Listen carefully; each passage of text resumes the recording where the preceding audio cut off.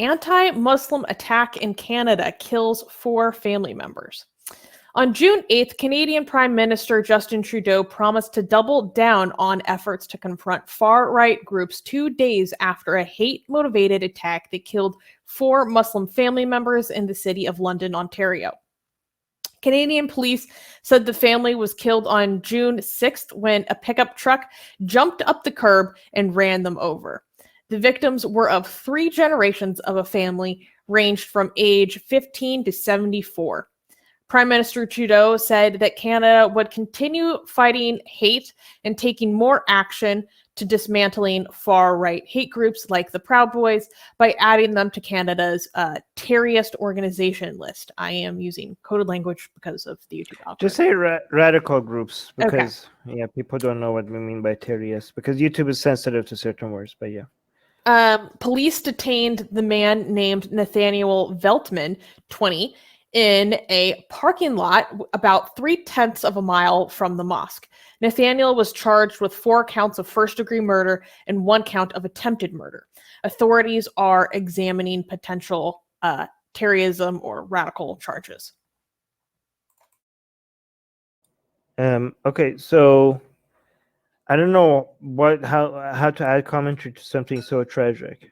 Like it's just like, horrible people doing extremely violent activity, and I hope the measures that are taking place are not measures that are just supposed to be virtue signaling, but measures that have proven to, because there's 2 types of measures you could take when it comes to in response to actions like this. Measures that you have statistical evidence that is going to actually solve the problem, and there are measures that you could take that has statistically proven to appease the crowd and appease the media, right? And it's very tempting as a politician to take the measures that the mob and the crowd wants from you, rather than the measures that actually scientifically have been proven to have an impact. So I really hope Canada goes. I don't know what they're gonna I don't know what they're gonna do in response to this.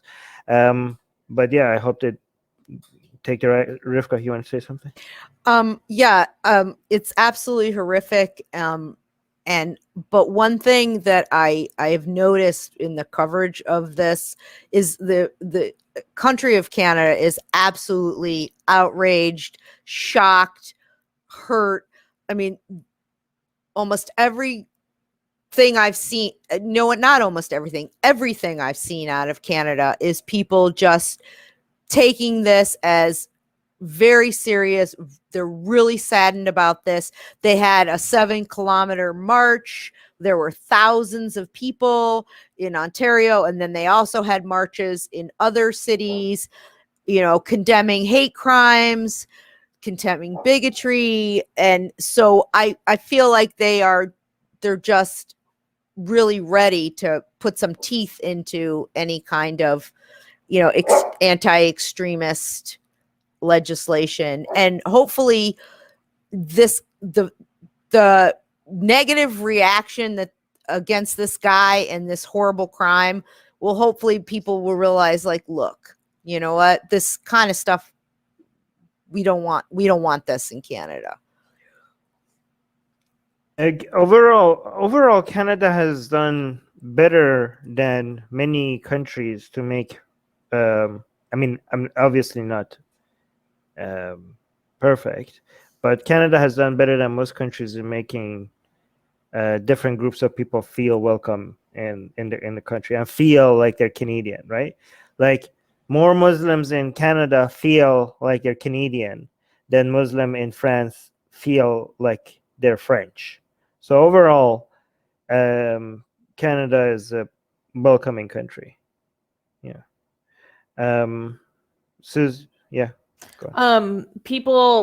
The police are saying that this was a planned and premeditated attack, specifically because of these people's faith.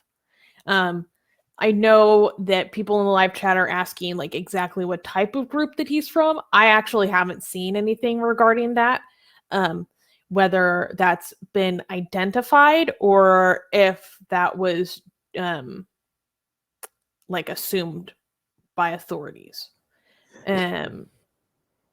Somebody in the live chat is saying the driver wasn't part of any member of organized group. Yeah, but you can be impacted by views from certain movements without being a member of those groups. Yeah, and that's the impression I got from what I was reading about this guy, that he was, like they say, radicalized, Lone either wolf. online or, reading things like this. That was the impression that he wasn't necessarily part of an organization, but again, doesn't mean that he wasn't influenced by them. I also noticed that Trudeau uses Islamophobia as a term here. Honestly, when it comes It's to been events used like a this, lot in this type of event. It's been used a lot. yeah, I mean that's not the word we use. We use anti-Muslim bigotry, but I don't think like it's worth making it a big deal, right? I mean, it's not the time. Like, if you notice, people are highlighting an event like this and they're using the term Islamophobia. I don't think that's a good time to correct them. I think when at the time that people are trying to bring attention to a tragedy like this, we know what they mean by Islamophobia. We know what they're saying is what we call anti-Muslim bigotry.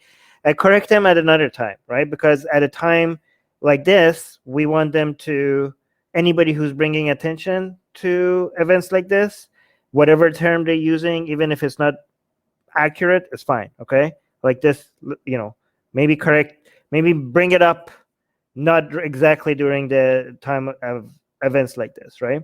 I'm bringing it up, but I'm not like confronting. I'm not like confronting somebody that is like, oh, this is Islamophobia. I'm not making it about, oh no, you're using the wrong term. Use anti-Muslim bigotry. Islamophobia is incorrect because ideas do not deserve protection. People deserve protection. Yeah. That's what people mean right now.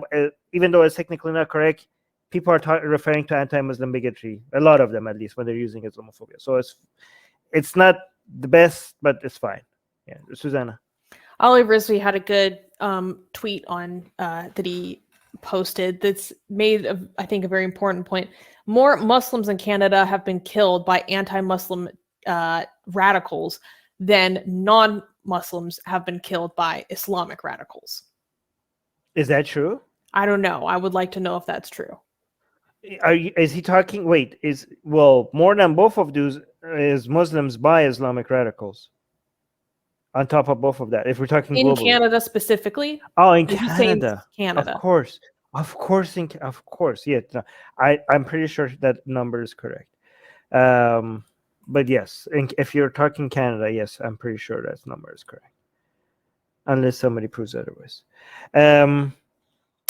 Okay, so yeah, and we didn't mention. Did we mention the boy who survived? The little 9-year-old boy, yeah, that everybody in his family was killed but him. It's so sad, that poor little guy. Yeah, I hope they give him some space and not use him for some PR thing. All right, like I'm pretty sure that they're gonna give him some space. And yeah, I think so. I mean, he's young, he's 9, he's under 18, and honestly, I think people need to just leave kids out of this kind of stuff. I mean, he's already suffered enough, poor guy. And he's going to have to go through the trauma of testifying in court, too. Hey, guys, if you're a fan of Blasphemy and Sexy Callie, like me, then you need to be sure to subscribe to our newsletter. Link in the description below. Because if you subscribe, we will send you a free copy of our Blasphemous Art ebook. And let me tell you, it is the tastiest blasphemy that you can find anywhere available today. And we are so generous with our blasphemy that we continue to send you more blasphemy every week. So make sure to subscribe. Link in the description below.